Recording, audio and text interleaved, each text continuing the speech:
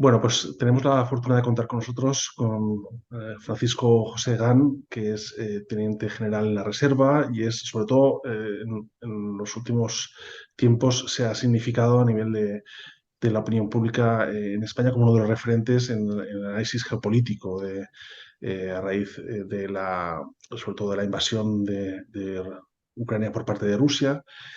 Y este tipo de expertos yo creo que son muy importantes para los que tienen que tomar ahora decisiones en las empresas y en la administración.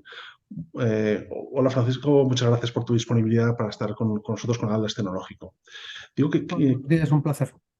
son muy importantes porque ahora hay mucha confusión, hay mucho ruido. De hecho, el ruido se ha convertido en un arma ya de guerra.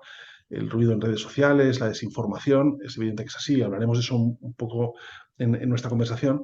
Y de alguna forma lo que queríamos vincular, esta visión que tienes tu panorámica de lo que está sucediendo, eh, que yo creo que es lo bueno, que no es una visión desde un nicho, sino un poco viendo todos los actores y todos los sectores en juego. Y queríamos que enfocaras desde la perspectiva de la energía, ¿no? La situación actual, ¿no? Porque se habla mucho de nuevo orden. Yo estuve en el Web Summit en Lisboa y era uno de los asuntos quizás que más interesan más al sector tecnológico, quizás más que las propias grandes tendencias tecnológicas, ¿no? Ahora es cómo va a ser ese nuevo orden y desde luego está claro que la energía es uno de los catalizadores de ese cambio, ¿no? Bueno, en realidad, lo que estamos viviendo, ¿no? Estamos en esta primera mitad del siglo XXI, estamos viviendo un reequilibrio, una especie de redefinición de esferas de interés, de zonas de actuación, de socios, aliados, en lo que se viene a llamar una fase de competición estratégica entre grandes potencias, ¿no? La energía es, a lo largo de la historia, fundamental, desde que tuvimos acceso a los hidrocarburos como un elemento potenciador de la soberanía, que es lo que ha sido, pues ha ido indisociablemente ligada a la capacidad de proyección del poder, tanto económico como en aspectos de seguridad y defensa, ¿no? Desde Gran Bretaña, utilizando a Irán en su momento, hasta luego las grandes siete corporaciones, lo que se llamaron las Seven Sisters, las siete hermanas, fueron las principales compañías petrolíferas que crearon aquel monopolio que dio posteriormente origen a la OPEP, que supuso ya una de las primeras crisis desde el punto de vista energético. Tuvimos dos, como recordamos. Y ahora mismo la energía lo que es un elemento indisociablemente unido a la soberanía. De tal manera que los países funcionan desde el punto de vista geopolítico porque intentan maximizar los beneficios de su situación, de sus alianzas, porque tienen intereses permanentes, ¿no? Para hacerlo establecen estrategias. La estrategia que está relacionada con la energía supone que la accesibilidad a la energía, la disponibilidad cuando la requieren, la capacidad para almacenarla y la capacidad para gestionarla son, si no la principal, una de las principales herramientas de ejercicio del poder, ¿no? La autonomía es esencial desde el punto de vista estratégico y si pensamos que la autonomía va asociada a la capacidad de disponer de energía, pues es evidente que los países intentan orientarse por todos los medios a una situación en la que se garantice de la forma más adecuada posible las necesidades que tienen. Hay países productores, hay países distribuidores, hay países comercializadores y hay países transformadores, hay de todos tipos. Hay alguno incluso que es capaz de hacerlo todo a la vez. El problema es cuando... Sí, Disculpa, disculpa. que a raíz de la pandemia quizás ha sido como un despertar, porque claro, esto que comentas es la vinculación también de sectores económicos con la seguridad nacional, ¿no? Y hablas de la soberanía, ¿no? En la pandemia también nos dimos cuenta de que la disponibilidad de tecnología y la disponibilidad de el desarrollo de determinados sectores, al final acaba siendo un factor de seguridad nacional también. Sí, claro. Bueno, el modelo de cuellos de botella, de roturas de stocks que ha traído consigo la pandemia, lo que ha hecho ha sido pues, una especie de ducha escocesa en la que los países se han dado cuenta de que la globalización tenía unos límites y que la deslocalización había supuesto pues, unas vulnerabilidades que en determinados entornos pues, no eran admisibles, ¿no? Porque el concepto de soberanía nacional y el concepto de seguridad quedaban seriamente perjudicados. De tal manera que se ha empezado, en la medida de lo posible, y teniendo en cuenta que en algunos aspectos no lo será nunca, se ha intentado a volver a relocalizar algunos elementos que se consideraban estratégicos, por ejemplo, la producción de semiconductores o el grabado de placas de obleas de silicio o la fabricación de microchips y de tal forma que a pesar de que la inversión se esté haciendo ahora, bueno, pues los efectos se verán en un periodo, porque esto no existía en la estantería, ¿no? Es que toda la tecnología que se había deslocalizado, sobre todo en capacidad de producción, pues hay que relocalizarla, ¿no? Pero esa dinámica de relocalización no viene de alguna forma a consolidar la separación entre bloques, ¿no? Es decir, es una dinámica que de alguna forma es pesimista en el sentido de que no va a haber una vuelta un poco a la situación prepandemia de globalización, sino que ya damos por supuesto que, decía una consultora de Washington, que vamos a la era de las grandes distancias, ¿no? Ya no es la globalización, sino que nos movemos en grandes distancias, ¿no? Eh, Rompiendo un poco esta visión más de red, ¿no? O sea, de alguna forma, si planteamos las relocalizaciones, pues que estamos asumiendo que no volveremos a la colaboración global que teníamos antes. O no vamos a volver en la cantidad de intensidad que lo hacíamos anteriormente, pero insisto, hay algunos de los elementos de la globalización que ya no se pueden, que no se van a poder desmontar. Se podrá, de hecho, ahora mismo estamos asistiendo a un conflicto abierto que se está librando en el terreno económico entre China y Estados Unidos, ¿no? El hecho de limitar el acceso a tecnologías de última generación de microchips, etcétera, lo que está intentando es ralentizar el proceso de crecimiento de China en el aspecto tecnológico. Existe un paraguas de orden securitario que sería es para que no consiga construir armas de última generación. Pero bueno, esto lo que puede hacer es ralentizar el proceso de China, lo que no hará nunca es detenerlo, ¿no? De momento lo que estamos viendo es quién se va a posicionar en mejores condiciones para iniciar la segunda mitad del siglo XXI como potencia hegemónica.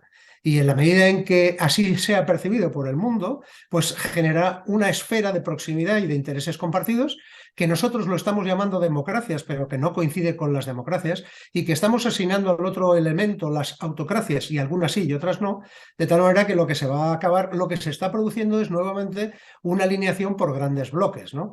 Lo que pasa es que no todos los intereses de esos bloques se van a poder gestionar de forma dividida. Algunos tendrá que ser compartido, ¿no? Por eso Claro, habrá que ver, claro, habrá que ver hasta qué punto se llega a la competición entre grandes potencias o al enfrentamiento entre grandes potencias. claro, por ejemplo, en el tema de las baterías, claro, no se puede, tampoco puedes plantear un mundo sin China en temas de grandes baterías, porque eso supone casi construir de cero muchas partes de la cadena de valor, ¿no? Y eso tampoco acaba de tener mucho sentido. Pero en el ecosistema de Atlas hay muchas empresas que verdaderamente tienen intereses en China y producen incluso allí, o es un mercado en el que compran o venden. Y me gustaría saber un poco cuál es el mensaje, ¿no? Porque estamos viendo pues, a Apple, grandes corporaciones norteamericanas que o relocalizan a Estados Unidos o buscan otros lugares de producción, ¿no? Pues en Vietnam, India, Singapur. Y entonces el tema es, ¿cuál es tu visión? ¿Qué recomendarías, ¿no? O por lo menos, ¿qué claves hay que tener en cuenta a la hora de tomar la decisión sobre qué haces con China? Pues lo que podemos ahora anticipar, ¿no? Es que el nivel de presión de Estados Unidos hacia China será creciente, tanto desde el punto de vista tecnológico como desde el punto de vista de los intercambios, en el sentido de que en algunos aspectos vamos a volver a entornos proteccionistas, ¿no? Grabando de tal manera, por ejemplo, los paneles solares, que los haga, a pesar de que hasta hace relativamente poco, y a pesar de estar grabados, eran más baratos que los que se producían en Estados Unidos, bueno, pues pueden llegar a colocarse en situaciones que sea pues, completamente desechable la opción de comprarlos, ¿no? De adquirirlos. India lo hace, por ejemplo, con China, pero lo hace hasta cierto punto, porque como bien decías antes, hay cosas que no se pueden hacer al margen de China, ¿no? China es el principal productor de obleas de silicio del mundo, es el principal productor de células fotovoltaicas, en aerogeneración pues se está convirtiendo también en una potencia. Es cierto que tiene carencias, pero también es cierto que desde el punto de vista no de tecnología punta, pero sí de aplicación de la tecnología a la producción, China está creciendo. O sea, que lo que es recomendable es que lo que se haga en China sea para China. Es decir, como su mercado interior es enorme y el mercado de los países del llamado sur global es enorme también, hay que procurar que el que quiera invertir en China lo haga con esa, sabiendo que si lo hace con intención de salir a terceros que puedan no estar en el bloque en el que está China, en algún momento pueden salir seriamente perjudicados. Luego tiene que localizar en China el modelo de producción que se consume fundamentalmente en China, o bien el que China utiliza para proyección de su política exterior en entornos de sur global, ¿no? Qué interesante, es como una especie, esto que sucede en la nube, ¿no? Que hay una nube pública y una nube híbrida y habrá que gestionar esto de forma, y una nube privada, ¿no? El negocio en China y el negocio fuera de China, ¿no? Es interesante esta visión. Oye, cuando ha estallado esta invasión eh, terrible de Rusia a Ucrania, una de las cosas, leía hace poco un informe de McKinsey sobre cómo era la situación de los sistemas de defensa de los países aliados, ¿no? Digamos, aliados en el bloque occidental. Y era verdaderamente llamativo, ¿no? La descoordinación que hay, la cantidad de modelos diferentes que hay del mismo producto, la situación de la industria militar, ¿no? Que estaba desacostumbrada a vivir en tiempos de guerra y no tiene capacidad de escalar rápidamente para atender la necesidad de suministro. No sé, llamaba la atención esta falta de previsión, ¿no? Y esta descoordinación sobre todo. Bueno, más que falta de previsión y de descoordinación, es una política deliberada. Yo ya sé que a la gente le suena esto muy raro, pero Europa ha vivido lo que se llaman los dividendos de la paz. Europa ha subrogado la seguridad de Europa en Estados Unidos, de tal manera que el único país del mundo que se cree verdaderamente del bloque occidental, que se cree que la fuerza militar es la capacidad de proyección del poder exterior es Estados Unidos, que es el que está sosteniendo este conflicto. Los demás países e intentando además de una forma algo autárquica, porque preferían producir que ellos en primer término a asociarse a otros y asociarse a otros y pocos, antes que hacerlo en planos más extendidos, pues ha llevado a que las industrias de armamento europeas tengan una tecnología muy aceptable, pero sean muy pequeñas y que encima no sean compatibles en muchos aspectos y que el concepto de seguridad europeo, pues como tal no existe en el sentido de que sí, existen ejércitos europeos, no existe un ejército europeo, no existe un sistema de mando y control unificado de un ejército europeo, y lo más parecido que pudiera servir a ese fin sería el pilar atlántico de la Organización del Tratado del Atlántico Norte, de la OTAN, entendiendo que todos los países de la OTAN que están en Europa pues tienen capacidad para de alguna forma y bajo una misma estructura de mando y control reaccionar. Pero no pueden reaccionar de la misma manera porque no tienen ni siquiera los mismos sistemas, ¿no? No, no, Algunos no, son compatibles y otros no. De tal manera que, bueno, lo que tenemos es lo que estamos viendo y lo que es- va a ocurrir en Ucrania es un ejemplo clarísimo. Le vamos a mandar hasta 10 sistemas distintos, plataformas terrestres y sistemas de defensa aérea. Eso no se puede ni sostener en el tiempo ni mantener adecuadamente, ¿no? Este método, hay un gráfico en el informe de McKinsey que es brutal. O sea, es que creo que hay como 17 tipos de submarinos en Europa. Estados Unidos tiene uno o dos, no sé. Claro. Y ahí es tremendo. Esta situación de descoordinación, la verdad es que está presente en muchos sectores. O sea, en el ámbito de las telecomunicaciones se está viendo ahora que se quieren implantar estándares. eh, en el ámbito del Internet de las cosas, en fin, hay muchos ámbitos del sector privado en el que yo no sé si de alguna forma, a raíz de esta situación, de este imperativo de coordinarnos de una vez, ¿no? ¿Tú crees que eso ya en cascada llegará al resto de capas de Europa, en el sentido de que puede ser un incentivo para que por fin pensemos de una forma un poco más coordinada a nivel europeo? No sé cuál es tu percepción. Mi percepción es que Europa no tiene asumido el papel de autonomía estratégica y lo que tú estás describiendo es la capacidad para disponer de autonomía estratégica. Nosotros no vamos a optar por un sistema propio, nosotros vamos a optar, si podemos, por Huawei o por Costco, pero no vamos a tener uno propio. Es decir, incluso en la tecnología 5G y 6G vamos a acabar en una especie de vasallaje tecnológico porque no hemos sido capaces de presentar una postura unificada. Nosotros seguimos teniendo el concepto de Estado-nación por encima del concepto de Unión Europea. De tal manera que lo que primero se dirime es la soberanía nacional, el interés nacional, seguridad y defensa nacional, porque no hemos sido capaces de agregarlo a un nivel más elevado, ¿no? Para todos esos estándares que dices, necesitaríamos ya tener una dirección política unificada que no tenemos. O sea, la única forma de conseguir que haya una convergencia real en el mundo tecnológico es imponiéndola. ¿Y no crees que defensa, el efecto tractor que tendrá defensa podría hacer que otros ámbitos de la economía por fin se entendieran? Es que, por ejemplo, ayer tenía una conversación sobre el tema de las nubes y es desesperante. O sea, las reuniones infructuosas que sigue habiendo entre actores a nivel europeo, me comentaba una persona que estaba desesperada porque no hay forma, ¿no? No sé si defensa podría ser por fin el que moviera un poco el árbol y hiciera que por fin nos entendamos más. Y si este conflicto va a acabar como parece, que es, no va a haber una derrota absoluta de la Federación Rusa, ni va a haber una pérdida notable por parte de Ucrania, sino que vamos camino de una situación de conflicto congelado en el que acabaremos en un alto el fuego y una mesa de negociación, Europa seguirá viviendo de la misma manera porque cuando no, cuando no decides tener una postura estratégica autónoma diferenciada de otras dos grandes potencias que ya están consolidadas, o sea que la nuestra sería emergente, pues no es posible que te acepten para jugar en la misma liga. Claro. O sea, ¿qué capacidad tenemos nosotros ahora mismo para influenciar los despliegues de redes de quinta y sexta generación, más allá de decir si aceptamos Huawei o no? Pero porque nos está presionando Estados Unidos para que no lo hagamos, porque nos dice que por cuestiones de seguridad tiene puertas traseras, que pueden generar grandes quiebras en los sistemas de seguridad nacionales, etcétera. Si nosotros tuviéramos un sistema, una capacidad autónoma, si nosotros fuéramos capaces de decidir estratégicamente qué postura adoptamos, que en algunos casos sería equidistante, no claramente alineada, entonces nos obligaríamos a tener las capacidades en todos y cada uno de los planos necesarios, ¿no? Hablaríamos de seguridad, hablaríamos de tecnología, hablaríamos de telecomunicaciones, hablaríamos de poder militar, que al final se acaba hablando de esto. O sea, cuando hablamos de energía, estamos hablando de quién es capaz de controlar los choke points del mundo en un momento determinado para estrangular el flujo que todavía sigue siendo el principal respecto a la energía, que es el del gas y el petróleo, ¿no? O Claro, de sea, Rusia. y estamos hablando de 7 sitios. Y cuando hablamos de marinas de guerra, pues ya sabemos de qué estamos hablando. Estamos hablando de 2 marinas de guerra. Lo demás parece más un juego de barcos que marinas de guerra. Y si hablamos de poder aéreo, pues hablamos de lo mismo.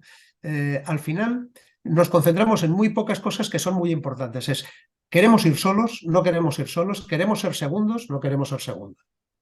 De todas formas, a pesar de que ponemos en evidencia las fragilidades de Europa, ¿te ha sorprendido, por lo menos desde fuera, la impresión que da es que al final Occidente ha actuado de una forma relativamente cohesionada, aunque efectivamente hay aspectos relacionados con la salida de suministro de gas y de petróleo de Rusia que todavía, en fin, pues no acaban de estar muy claros, pero de alguna forma sí que ha habido una capacidad de respuesta, incluso de implicación del sector empresarial saliendo de Rusia.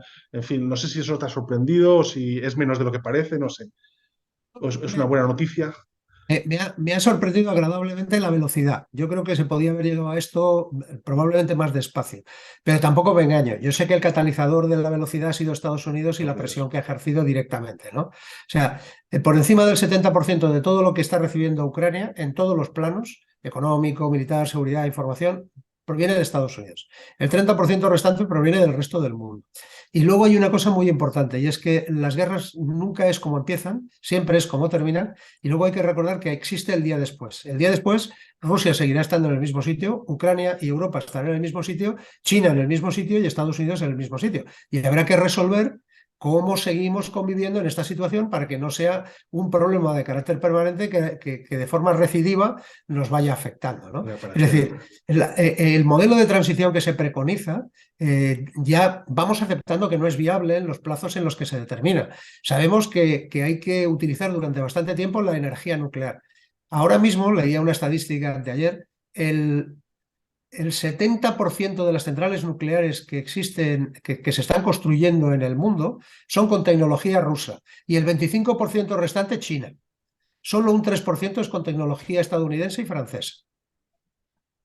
Significa Bueno, también es verdad que, porque la mayoría se están construyendo en China, ¿no? También puede ser por eso, bueno, ¿no? y sí, sí, pero no solo, ¿eh? En China, en Turquía, en Mm. Irán, claro, países árabes están pidiéndolas. Sí, Sí, sí, sí, sí, pero sí. bueno, ellos están preparando un modelo de transición que va a ser viable. La moratoria a Kioto la impuso China unilateralmente y a continuación India. Ellos dijeron que descarbonización en el 50, no, en el 60, India en el 70.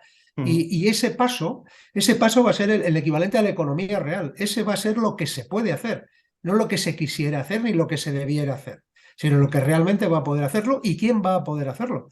Y luego, todo esto que estamos viviendo va a contribuir a abrir la brecha entre el sur, ese sur global, y el modelo occidental, porque la velocidad a la que nosotros queremos producir la descarbonización va a perjudicar notablemente a todos aquellos países que no son capaces de seguir ese ritmo, porque se les van a imponer aranceles, porque, en fin, lo que hace que de forma completamente indeseada se alineen todavía más con el otro bloque al que llamábamos autocracias, ¿no? Que no todas lo son. Así que hay que mm. ser extraordinariamente prudente, no solo en los ritmos que nosotros imponemos, sino en los que esperamos que alcancen los demás, y siendo conscientes de que a nosotros nos va a costar, a ellos les va a costar mucho más, y parte de ese coste lo vamos a tener que asumir nosotros. A ver Mm. cómo lo colocamos.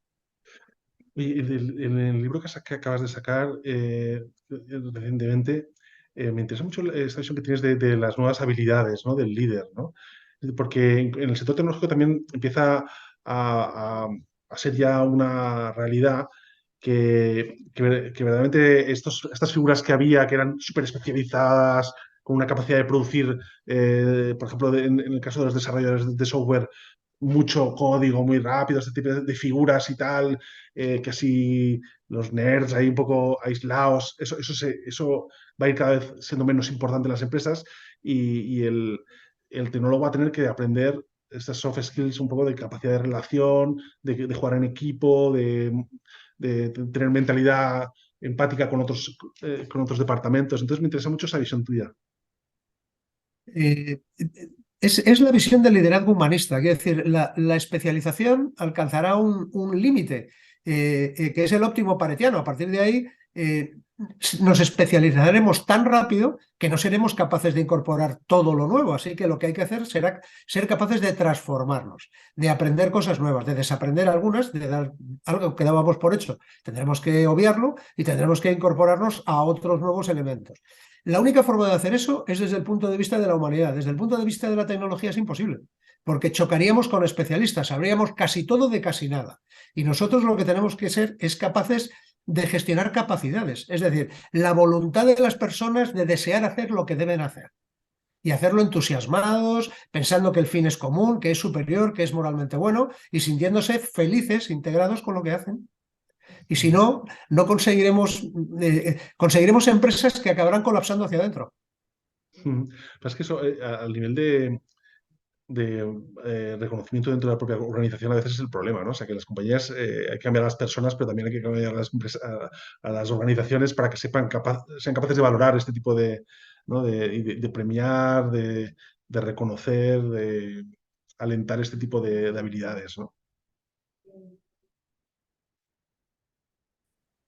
Francisco, no sé. Se te había cortado el enlace. Ah, sí, sí, que me pone que la conexión es inestable.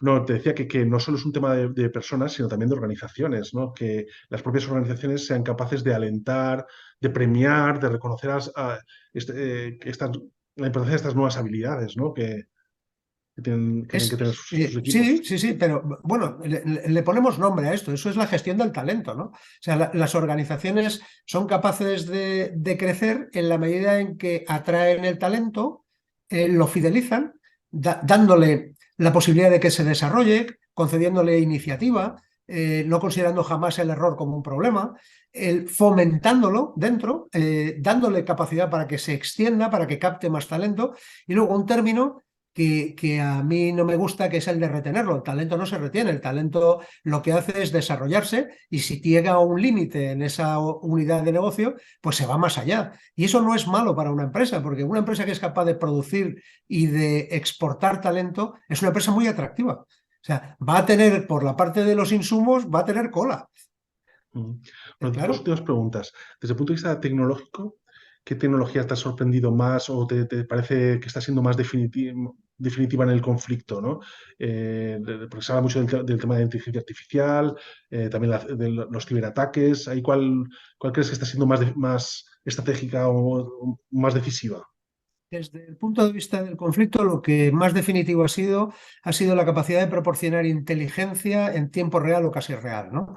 Es decir, el transformar la adquisición de información, elaborarla, proporcionársela al que toma decisiones para que prácticamente en tiempo real decida qué se bate, por dónde se avanza, dónde se retrocede, porque te concede una ventaja operacional extraordinaria, ¿no? Eso va unido siempre a la seguridad de las comunicaciones. Ahora mismo, sea una empresa particular, Starlink, le ha proporcionado enlace vía satélite a un país entero, a sus Fuerzas Armadas, de tal manera que con satélites de baja cota le ha proporcionado un sistema de mando y control a esta pequeña unidad, con una antena de plato que es el equivalente a la tapa de un portátil. Mm. Bueno, y la última pregunta, porque es que esta sí que viene un poco a relacionarse con mi ámbito de actividad, que es el periodismo, ¿no? El tema de la información como arma, ¿no? La weaponización de la información. Hablo un poco de eso, porque sí que quizás es de las cosas de las que menos conscientes somos, ¿no? De alguna forma, de hasta qué punto estamos rodeados de ataques, ¿no? En forma de desinformación o de ruido interesado o tal. No sé cómo describirías tú la atmósfera en la que nos movemos ahora mismo. Intoxicada.